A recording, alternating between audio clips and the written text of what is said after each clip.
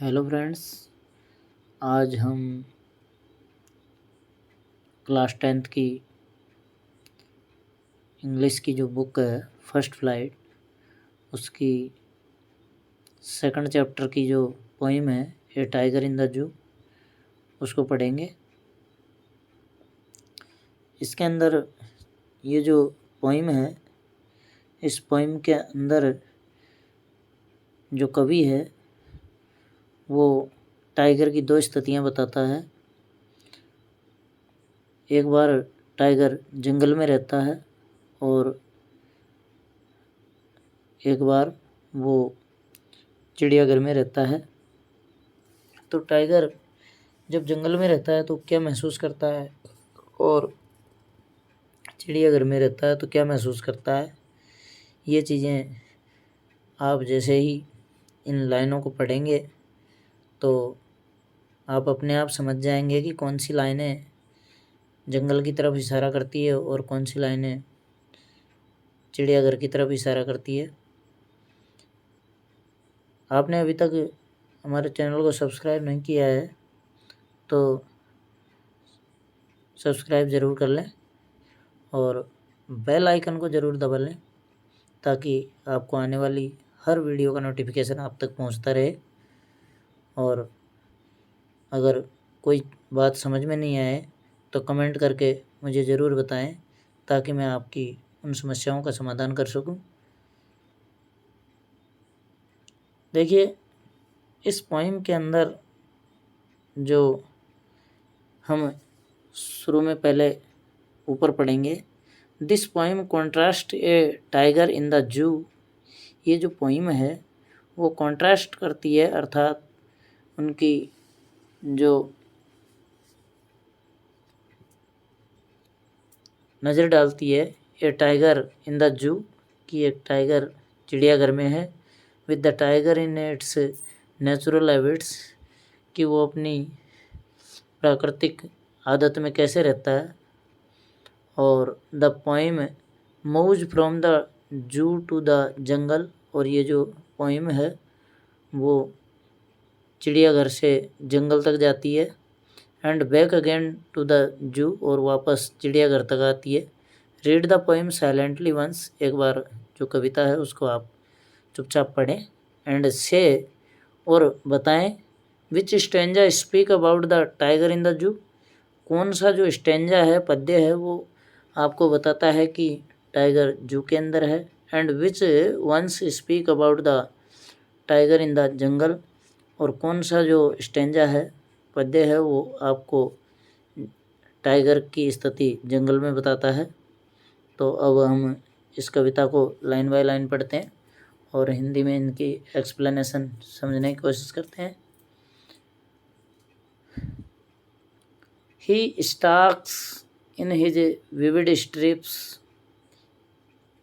he, वह, stalks चलता है, इन हिज विविड स्ट्रिप्स, और उसकी जो चमकीली धारियाँ हैं, स्ट्रिप्स धारियाँ, उनके अंदर वो चहलकदमी करता है। The few step of his cage, और वो कुछ कदम ही चल पाता है, इन हिज केज, क्योंकि वह पिंजरे में है। On pads of velvet quite, और उसके जो पूरी तरह मखमली जो पैर हैं, गद्दीदार पैर हैं। इन हिज क्वाइट रेज, और वो गुस्से में है लेकिन अभी दिखा नहीं रहा है, उसका गुस्सा शांत है, वो अंदर ही अंदर गुस्सा कर रहा है लेकिन अभी वो कर भी क्या सकता है। ये जो पोइट है उसने यहाँ पर इस स्टेंजा के अंदर जो टाइगर है उसको पिंजरे की उसकी स्थिति बताई है और वो किस तरीके से मनी मन गुस्सा करता है लेकिन वो उसको दिखा नहीं सकता।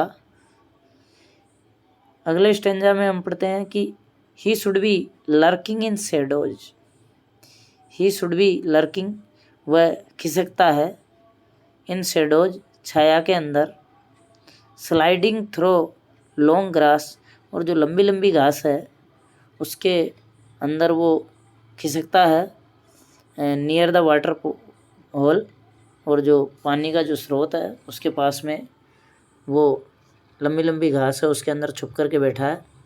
और वो क्यों बैठा है? क्योंकि वहेयर प्लम्प डियर पास, क्योंकि वहाँ से जो गोल मटोले हिरन है वो गुजरते हैं और जैसे ही वो हिरन पास में आते हैं उनको उनका शिकार करता है, इसलिए वो वहाँ पर छुप कर के बैठा है। अब he should be snarling around houses, वह स्नैरलिंग गुर्राहट कर दिखाता है around the houses. He should be snarling around houses, वो घरों के बाहर अपनी गुर्राहट दिखाता है चारों ओर। एट द जंगल सेज, जो जंगल के किनारे पर घर बने हुए हैं वहाँ पर। बारिंग हिज वाइट फैंक्स, और वह अपने सफ़ेद दांत दिखाता है। हिज क्लाउज, और अपना जो पंजा है उससे टेरराइजिंग द विलेज, गांव वालों को भयभीत कर देता है। But he is locked in a concrete cell, लेकिन वह इस पत्थर की जो सेल है, झोंपड़ी है, हट है, उसके अंदर लॉक है, बंद है। हिज स्ट्रेंथ बिहाइंड बार्स, और उसकी जो शक्ति है वो उन सलाखों के पीछे कैद है, वहाँ तक ही सीमित है।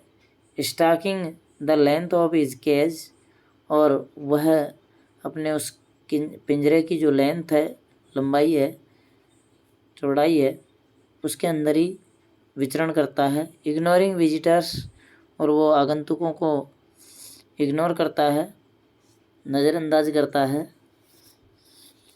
He hears the last voice at night, और वो रात को अंतिम आवाज़ सुनता है क्योंकि वो पिंजरे में कैद है।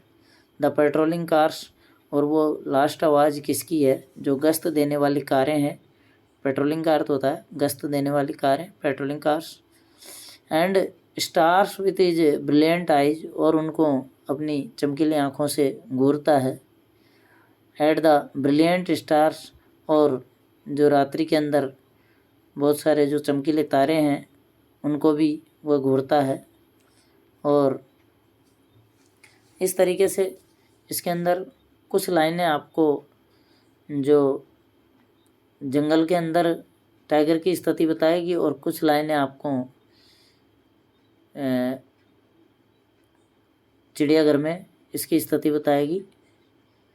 तो इसका जो कवि है वो लेजली नॉरिस है, और ये जो कविता है आपको कैसी लगी कमेंट करके ज़रूर बताएं। और thanks for watching this video. Okay.